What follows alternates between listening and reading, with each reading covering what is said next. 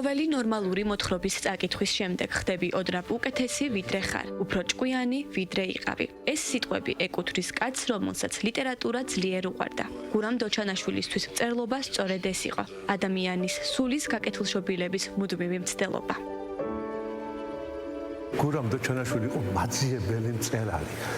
არ კმაყოფილდებოდა ამით, რასაც მიაღწია. როგორც სტილისტი, ეს არის ფოიერვერკი, მისი სტილი, მაგრამ უნდა გაეგზელებინა და ზიარებოდა ბოლომდე სამყაროს იდუმალებას და იდუმალებასთან ზიარება არ არის ადვილი აღსაქმელი. მისი კონცეფცია რა იყო? თავისუფლება და სიყვარული. ამითი ეწყმოდა იგი ღმერთს ეს შინაგანი განცდა ჰქონდა და ამიტომაც იყო თვითონ პიროვნებაც გამონაკლისი, რომ როგორი შემოქმედებაც არის, პიროვნებაც ასეთია.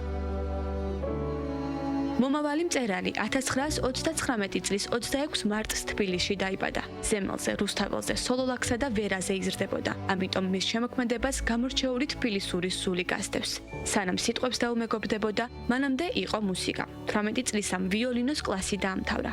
სწორედ ამ მუსიკალურმა განათლებამ შესძინა მის მომავალ პროზას ის განსაკუთრებული რიტმი, რომელიც თითოეულ სიტყვაში იგრძნობა. მუსიკას ისტორიის ფაკულტეტი და არქეოლოგიური ექსპედიციები მოჰყვა. წლების განმავლობაში წარსულის კვალს იკვლევდა, თუმცა მისი ნამდვილი მოწოდება ლიტერატურა აღმოჩნდა. ასე მუსიკასა და ისტორიას შორის დაიბადა მწერალი, რომლისთვისაც მთავარი ყოველთვის ადამიანი და მასში არსებული სინათლე იყო. მწერლობა სიყვარული ეცით, რაც არ გრაფომანი იყოს, კალმის წარში რომ მილანში ავსებს, უკვე კარგი კაცია, ეცით, თუნდაც ვიმეორებ, თუნდაც გრაფომანი იყოს. მაინც სიყვარული არ წერლა. ფორიაკია, სულის აფორიაკება არის წერლობა. ხოჭობია უფორიაკებლობას. გამორჩეულია მისი სამწერლო ენა. მშობლიური ენის სიღრმისეულმა ცოდნამ მას საშუალება მისცა ოსტატურად ეთამაშა სიტყვებით და მათთვის სულ სხვა ჟღერადობა მიენიჭებინა. როგორც ყველა მწერალს, გურამ დოჩანაშვილს ჰქონდა სიტყვის სულფასოვანი განცდა, ბოლომდე რო ჩაყოლოდა თითოეულ სიტყვას. მისი ეტიმოლოგია ეძია და ამოეცნო მისი სული. სიტყვისა და ენის სულის ძიება. ეს არის მწერლობა და გურამ დოჩანაშვილთან ეს არის ძალიან კარგად გამოხატული. და მასთან ერწყმის ყველანაირი ნაკადი და ერწყმის ძალიან ბუნებრივად. როცა ნიჭიერია კაცი, ის ამას ახერხებს. ბუნებრიობა იყო მისი საფუძველი და არა ხელოვნურობა. ამიტომაც არის, რომ ასეთი შესანიშნავია მისი მთელი შემოქმედება. დოჩანაშვილისთვის წერა მუსიკასთან იყო გაიგივებული.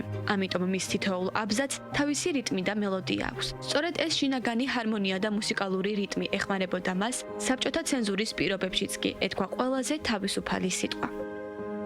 ნიჭიერი მწერალი ახერხებს ყველანაირ პირობებში გამოხატოს თავისი სათქმელი და გურამ დოჩანაშვილმა როცა დახატა კამორა, ის იყო საბჭოთა კავშირი, დახატა სრულყოფილა და თან მისი ძალა რა იყო, რომ რიგით პერსონაჟებსაც კი ისე ხატავდა, რომ დასამახსოვრებლები იყვნენ და აი ამ რიგითი პერსონაჟების საშუალებით მან თვალწინ გადაგვიშალა თუ რას ნიშნავს ადამიანის დათრგუნვა ტოტალიტარულ დიქტატორულ გარემოში და როგორ არ უნდა დაემორჩილოს ადამიანი ამას თუ არა სრულიად განადგურდება, გაპამპულდება და ეს ყველაფერი ამასთან ძალიან კარგად წარმოჩენილი. თვითონ თავისუფალია და უნდა რომ ამ თავისუფლებას აზიაროს მკითხველი.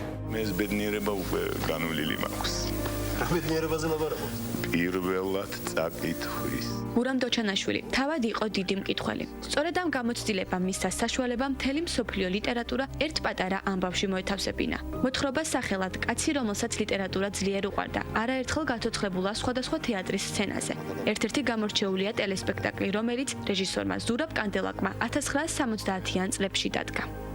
როგორც კი გავეცანი მე სცენარს, როგორც გავეცანი მე მოთხრობას, განსაკუთრებით მომხიბლა ვასიკო კეჟერაძემ. მისმა დამოკიდებულებამ ლიტერატურისადმი, მისმა ამ ერუდიციამ, რომელიც იზოლებულია იყო ჩვეულებრივი ფოტოგრაფი. და რაც თავარია, ამ გადამაწყვეტია კიდე დადგმა, ის არის, რომ პირველ და თავიდანვე დავინახე ეროსი მანჯგალაძე ამ როლში. მერე როგორც კი სპექტაკლი წავიდა და გახდა ასეთი პოპულარული ნამდვილად, მერე დავდგი მე ეს მეტეხის თეატრში, ასე იყო ქართული ნოველის საღამო ერქვა, სადაც იყო ორი ნაწარმოები, ეს კაცი, რომელსაც ლიტერატურა ძლიერ უყვარდა და ნოდარ დუმბაძის დიდ რვა.